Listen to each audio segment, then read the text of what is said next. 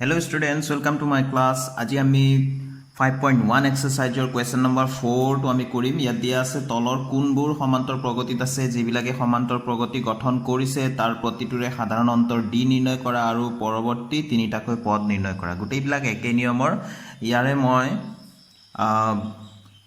6-7টা মান কৰি দিম হ'বনে? তাৰপিছত বাকিখিনি তোমালোকে নিজে ট্ৰাই কৰিব পাৰিব, অতি সহজ। ঠিক আছে, মই বাছি বাছি অকমান টান যিকেইটা মই ভাবিম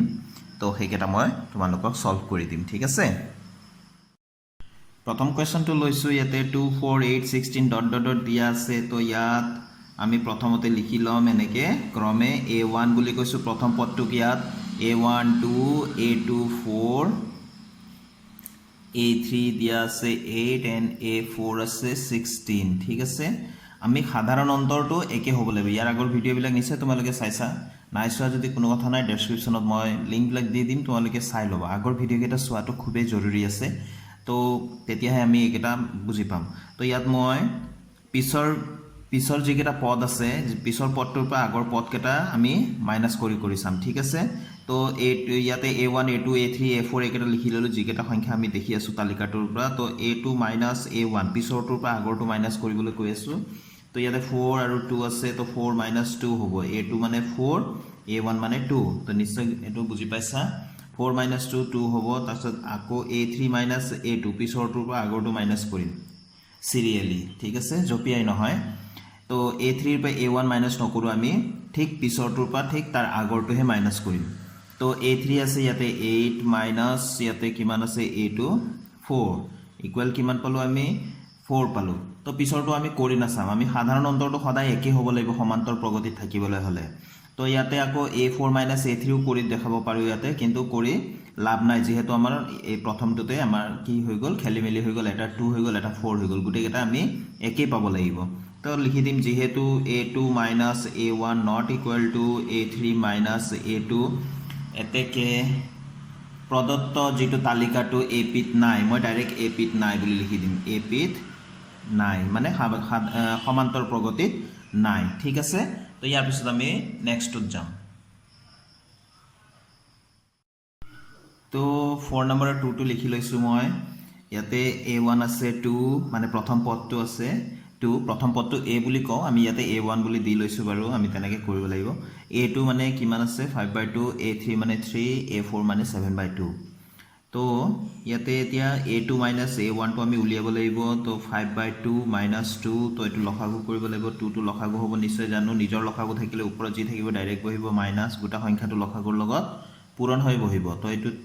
ইয়াত 2 আছে কাৰণে লসাগু 2 আছে, এই দুটা পূৰণ কৰিলে 2 2 4, 5ৰ পৰা 4 গ'লে 1/2।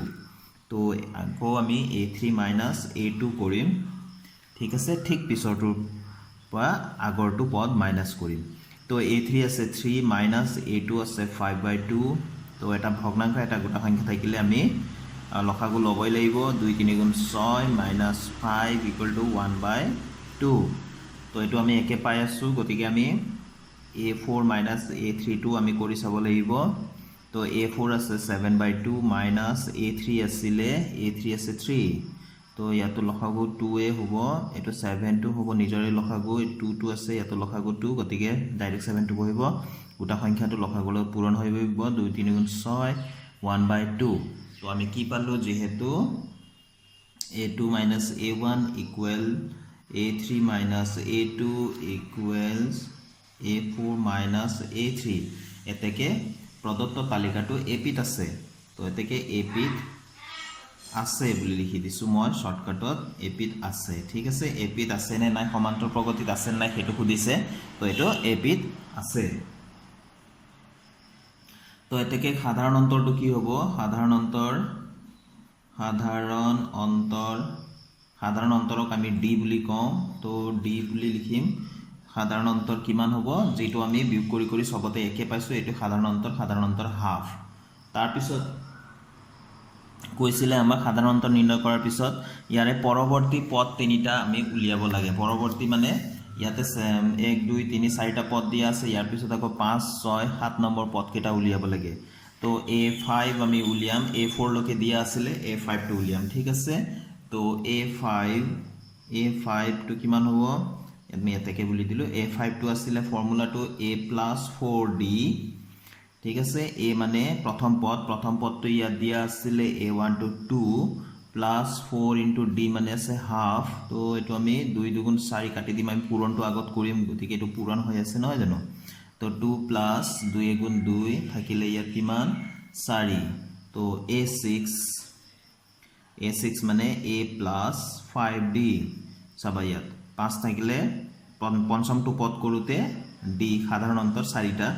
আৰু ষষ্ঠ পদ কৰোতে 5d তো a মানে ইয়াত প্ৰথম পদ আছে 2 plus 5 into d মানে কিমান আছিল ইয়াতে d মানে সাধাৰণ অন্তৰ আমি পাইছো হাফ তো 2 plus পূৰণটো আগত কৰিম গোটা সংখ্যাটো সদায় লবৰ লগত পূৰণ হ'ব 5 1 = 5/2 এতিয়া আমি লসাগু কৰিব লাগিব এটো 2 লসাগু হ'ব গোটা সংখ্যাটো লসাগু লগত পূৰণ হ'ব 2 2 4 plus 5 টো ডাইৰেক্ট বহিব কাৰণ ইয়াৰ হৰ যেটো আছে লসাগু হেতু আছে তো আমি কিমান পাম এটো 9/2 তো এটো আমি এতিয়া a7 টো উলিয়াম সপ্তম পদটো a + 6d a মানে আছে 2 plus 6 into d মানে আছিল হাফ তো এটো আমি 2 3 গুণ 6 কাটি দিব পাৰো আফালে 2 টো আছে পূৰণত আমি পালো 3 গুণ 3 2 5 তো এটো আমাৰ পৰৱৰ্তী তিনিটা পদ ওলাই গল এতেকে লিখি দিম তো মই ইয়াত লিখি দিলো পৰৱৰ্তী পদ তিনিটা কি পালো 4 পালো 9/2 পালো আৰু এটা পালো 5 তো এবাৰ মই ডাইৰেক্ট 4 নম্বৰৰ 5 লৈ গৈছো বাকি কেটা তোমালোকে ট্ৰাই কৰিবা নিশ্চয় পাৰিবা একেটা অতি সহজ ঠিক আছে মই এতিয়া 5 টো লৈছো 4 নম্বৰৰ তো ইয়াত দিয়া আছে প্ৰথম পদটো 3 দ্বিতীয় পদটো 3 + √2 তৃতীয় পদটো 3 + 2 √2 আৰু চতুৰ্থ পদটো 3 + 3 √2 এতিয়া a1 a2 - a1 পিছৰটোৰ পৰা আগৰটো মাইনাস কৰিব লাগে 3 + √2 মাইনাস ইয়াতে a1 মানে এটো a2 ৰ মানটো এইখিনি a1 মানে কি আছে 3 আছে তো এটো আমি 3 + √2 এটো ব্ৰেকেট নিদিয়া হলো চলিলে হয় কিয়নো মাইনাস চিনটো পিছত আছে আৰু মাইনাস চিনৰ পিছত মাত্ৰ এটা সংখ্যা আছে গতিকে এটো ব্ৰেকেট নিদিয়া হলো চলিলে হয় তো দিলো যেতিয়া এটো ব্ৰেকেটটো ওপেন কৰিব লাগিব -3 3 - 3 0 হৈ গল থাকিলে অনলি √2 ঠিক আছে এতিয়া a3 - a2 মানে কিমান আছে 3 + 2 √2 আৰু -a2 মানে কিমান আছে 3 + √2 ইয়াত আমি মাইনাসৰ পিছত দুটা সংখ্যা আছে গতিকে ব্ৰেকেট দিবই লাগিব তো এতিয়া ইয়াতে আমি ব্ৰেকেটটো যদি ওপেন কৰি দিও 3 + 2 √2 -3 - √2 তো 3 - 3 টো গলে তো দুটা √2 মাইনাস এটা √2 তো কিমান থাকিব নিশ্চয় এটা √2 ঠিক আছে নিশ্চয় গম পাইছা দুটা √2 2√2 মানে দুটা √2 বুলি ভাবিলোৱা দুটা √2 আৰু √2 মানে এটা √2 তো দুটা √2 পৰা এটা √2 গল এটা √2 থাকিলে ইয়াতে 1 এটা আছে আৰু তো এটো প্লাস মাইনাস মাইনাসে হ'ব তো এটো প্লাসটো দুটা আছে গতিকে এটো ডাঙৰ গতিকে প্লাস সাইন আকৌ a4 - a3 মানে আছে 3 + 3 √2 -a3 মানে আছিলে 3 + 2 √2 ঠিক আছে এতিয়া আমি ব্ৰেকেটটো ওপেন কৰিম 3 + 3 √2 -3 এটো মাইনাস আছে বাহিৰত গতিকে এটো মাইনাস হৈ যাব 2 √2 3 - 3 টো 0 হ'ল 3 √2 মাইনাস দুটা √2 কিমান হ'ব এটা √2 ঠিক আছে তো গোটেই বিলাকতে আমি একে পালো যেহেতু a2 - a1 = a3 - a2 = a4 - a3 = √2 পালো গোটেই বিলাক এটা সাধাৰণ অন্তৰ গোটেই বিলাকত সাধাৰণ অন্তৰ একে পাইছো এতেকে ap থাকিব ap মানে সমান্তৰ প্ৰগতিত আছে এটো মই শৰ্টকাটত লিখিছো তোমালোকে লিখিব লাগে যে প্ৰদত্ত তালিকাটো এই যেটো প্ৰশ্ন দিয়া আছে প্ৰদত্ত তালিকাটো ap আছে ঠিক আছে আৰু সাধাৰণ অন্তৰ কি হ'ব ইয়াত সাধাৰণ অন্তৰ d2 কিমান আছে এই যেটো পালো আমি √2 সবতে একে পাইছো এটো হল সাধাৰণ অন্তৰ ঠিক আছে তো এতেকে পৰৱৰ্তী পদ তিনিটা উলিয়াব লাগে তো এতেকে পৰৱৰ্তী পদ মানে চাৰিটা পদ দিয়া আছিল a5 মানে a + 4d a মানে আছিল প্ৰথম পদটো আছে 3 plus a মানে প্ৰথম পদ প্লাস 3 + 4 into d মানে সাধাৰণ অন্তৰ কিমান তো আমি পঞ্চম পদটো পালোঁ 3 + 4 √2 তেনেকৈ ষষ্ঠ পদটো a6টো উলিয়াম a + 5d a মানে আমি পাই ইয়াতে দিয়া আছে 3 + 5 * d মানে √2 তো এইটো ষষ্ঠ পদ তো সপ্তম পদটো এতিয়া পৰৱৰ্তী তিনিটা পদ ওলাব দিছিলে চাৰিটা পদ দিয়া আছিলে কুৱেশ্যনতে আমি তিনিটা পদ উলিয়াব লাগে তো a5 a6 a7 a6 মানে a প্লাছ a7 মানে a + 6d তো a মানে 3 + 6 * d d মানে আমি পাইছোঁ সাধাৰণ অন্তৰ √2 তো এইকেইটা হৈ গ'ল আমাৰ পৰৱৰ্তী পদ তিনিটা ঠিক আছে তো মই লিখি দিলোঁ পৰৱৰ্তী পদ তিনিটা 3 + 4 √2 3 + 5 √2 আৰু 3 + 6 √2 এইকেইটা মই লিখি দিলোঁ এইবাৰ আমি লৈছোঁ 4ৰ 8 নম্বৰটো য'ত দিয়া আছে -হাফ -হাফ গোটেইকেইটা -হাফে দিয়া আছে তো a1 টো -হাফ a2 -হাফ a3 টো -হাফ a4 টো -হাফে হ'ল এতিয়া a2 - a1 কিমান হ'ব হাফ -হাফ -হাফ তো -হাফ প্লাছ হাফ হৈ গ'ল এইটো প্লাছ হৈ গ'ল -হাফ প্লাছ হাফ একে সমান সংখ্যা এটা প্লাছ এটা মাইনাছ থাকিলে কি হ'ব আনসাৰটো 0 হ'ব ঠিক সেই ধৰণে a3 - a2 a2 কিমান হ'ব -হাফ -হাফ একে আৰু এটো আমি কি পাম এটো 0 পাম ঠিক আছে a4 - a3 -হাফ -হাফ গতিকে এটো আমি কি পাম 0 পাম এতেকে ap ত আছে বুলি লিখি দিম যেহেতু a2 - a1 =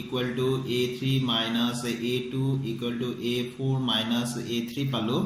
গতিকে কিমান পালো এটো 0 পালো এতেকে প্ৰদত্ত তালিকাটো ap ত আছে ঠিক আছে ap ত যদি আছে তেনেহলে পৰৱৰ্তী পদ তিনিটা উলিয়াব লাগিব এতেকে a5 টো কিমান হ'ব a + 4d a মানে তো আমি কিমান আছে ইয়াত প্ৰথম পদটো -হাফ প্লাছ 4 * d মানে আমাৰ কিমান ওলাইছে 0 ওলাইছে ap ত আছে ইয়াত কথা এটা লিখিব পাৰিলো সাধাৰণ অন্তৰ যেটো আমি d বুলি কওঁ এটো কিমান ওলাইছে আমাৰ 0 ওলাইছে ন তো গতিকে আমি ইয়াতে আমি -হাফ প্লাছ 4 0 = 0 = -হাফ পালো এটো নহয় জানো তো a6 এটো অলপ ডাঙৰ হ'ব লাগে a6 a + 5d তো a মানে তো -হাফে আছে প্লাছ 5 * d 0 এটো তো আমি কি পাম -হাফে পাম কাৰণ এইখিনি তো আমাৰ 0 হ'ব নহয় জানো তো a7 টো কিমান হ'ব a + 6d আমি লিখি দেখাব লাগে কাৰণ আমি লিখি দেখাম প্লাছ 6 * 0 = -হাফ তো গোটেইটা -হাফে আছিল আমাৰ প্ৰশ্নটো আৰু আমি পিছৰ পদকেইটা আমি -হাফে আমি পাবই লাগিব গতিকে -হাফ পাইছো নহয় জানো এতেকে পৰৱৰ্তী পদ তিনিটা মই লিখি দিলো -হাফ -হাফ ঠিক আছে এতিয়া আমি 4ৰ 11 টো লৈছো মই ডাইৰেক্ট ইয়াতে কৰিছো ইয়াত a2 - a1 মানে দ্বিতীয় পদটোৰ পৰা প্ৰথম পদটো মাইনাস কৰিম দ্বিতীয় পদটো আছে a² আৰু a1 টো আছে প্ৰথম পদটো আছে a - a তো a² ইয়াত পাৱাৰটো আছে 2 a মানে ইয়াত পাৱাৰটো আছে 1 যদি পাৱাৰ বেলেগ বেলেগ থাকে সূচকটো তাৰমানে সূচক বা ঘাত যদি বেলেগ বেলেগ থাকে তেনেহলে এইকেইটা আমি সদৃশ পদ নহয় গতিকে আমি মাইনাস কৰিব নোৱাৰো এটো এনেকৈ দি দিব লাগিব ঠিক আছে সেই ধৰণে তৃতীয় পদৰ পৰা দ্বিতীয় পদটো মাইনাস কৰা তৃতীয় পদ আছে a³ মাইনাস দ্বিতীয় পদটো আছে a² এটো আমি মাইনাস কৰিব নোৱাৰো যেহেতু ইহঁতৰ সূচক বিলাক বেলেগ বেলেগ পাৱাৰ বেলেগ বেলেগ আছে তো a4 চতুৰ্থ পদৰ পৰা a3 মাইনাস কৰো তো এটো আমাৰ কি আছে চতুৰ্থ পদটো আছে a⁴ - a3 মানে তৃতীয় পদটো আছে ইয়াতে a³ গতিকে গোটেইকেইটা বেলেগ বেলেগ যেহেতু আমি ইয়াত পালো a2 - a1 not equal to a3 - a2 not equal to a4 - a3 তো এতেকে প্ৰদত্ত তালিকাটো ap ত নাই গতিকে মই ডাইৰেক্ট লিখিম ap ত নাই ঠিক আছে এটো ইমানতে সমাপ্ত তো আমি নেক্সট তো এতিয়া আমি নেক্সট লৈছো 4ৰ 12 টো ইয়াতে আমাক দিয়া আছে a1 টো আছে √2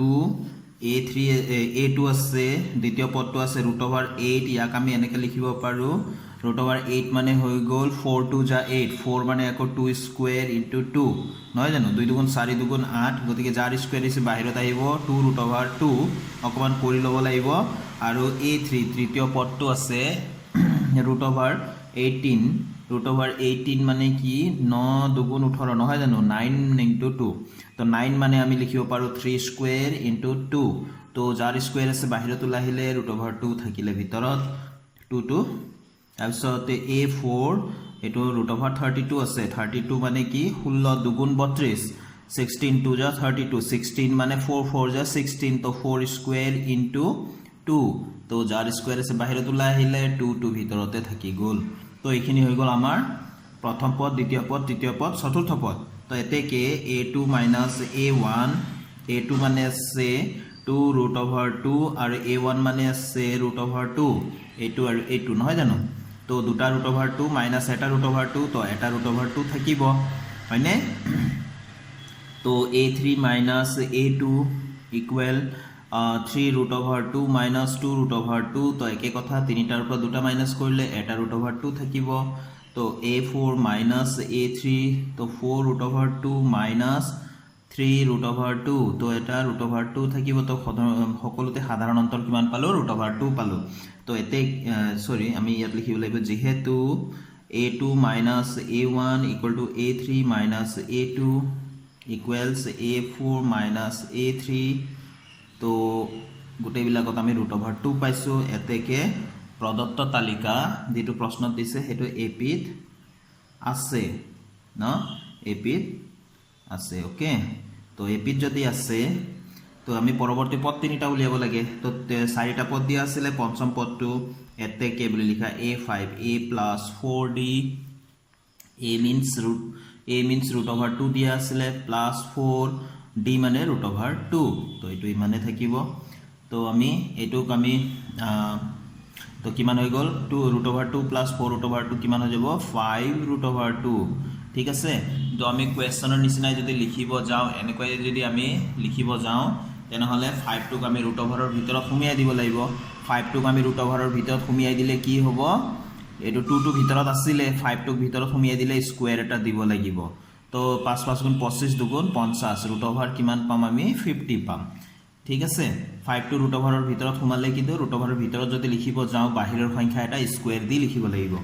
তো a6 a plus 5d ষষ্ঠম পদটো 6 পদটো তো root over 2 plus 5 root over 2 d মানে root over 2 আছে 5 to 5 আৰু d মানে root over 2 তো আমাৰ কিমান হ'ব 6 root over 2 6 তো root over ৰ ভিতৰত সুমালে 2 into 6 square 6 square ঠিক আছে 6 square মানে 6 6 গুণ 36 36 দুগুণ 72 72 ঠিক আছে ঠিক সেই ধৰণে a7 তো a plus 6d ঠিক আছে equal root over 2 plus 6 root over 2 equals 7 root over 2 পালো 7 7 যা 49 ভিতৰত 2 into 7 square তো আমি কিমান পাম 7 7 যা 49 49 আৰু 2 মাল্টিপ্লাই কৰিলে কিমান হ'ব 49 into 2 9 to the 18 4 to the 8 19 98 হ'ব root over আমি কিমান লিখিব লাগিব এটো 98 আমি পূৰণ কৰিম নহয় জানো 7 7 গুণ 49 49 দুগুণ 98 পৰৱৰ্তী পদ তিনিটা root over 50 root over 72 root over 98 ঠিক আছে তো আমি নেক্সট টু লৈছো 4 ৰ 14 টো 1 স্কয়াৰ 3 স্কয়াৰ 5 স্কয়াৰ 7 স্কয়াৰ দিয়া আছে তো 1 স্কয়াৰ প্ৰথম পদটো a1 টো হৈ গল 1 স্কয়াৰ মানে 1 গুণ 1 তো দ্বিতীয় পদটো হৈ গল 3 স্কয়াৰ 3 3 যা 9 ঠিক সেই ধৰণে আমি তৃতীয় পদটো লওঁ তৃতীয় পদটো দিয়া আছে 5 স্কয়াৰ 5 5 যা 25 চতুৰ্থ পদটো a4 টো আছে 7 স্কয়াৰ তো 7 স্কয়াৰ মানে 7 7 যা 49 তো এতিয়া কৰিম আমি a1 a2 minus a1 to 9 minus 1 equals 8 a3 minus a2 equal to 25 minus 9 to equals 16 হয় তো বেলেগ বেলেগ হৈ গল নহয় জানো তো আমি বেলেগ নকৰিলে হয় তথাপিও আমি কৰি দিছো a4 minus a3 49 minus 25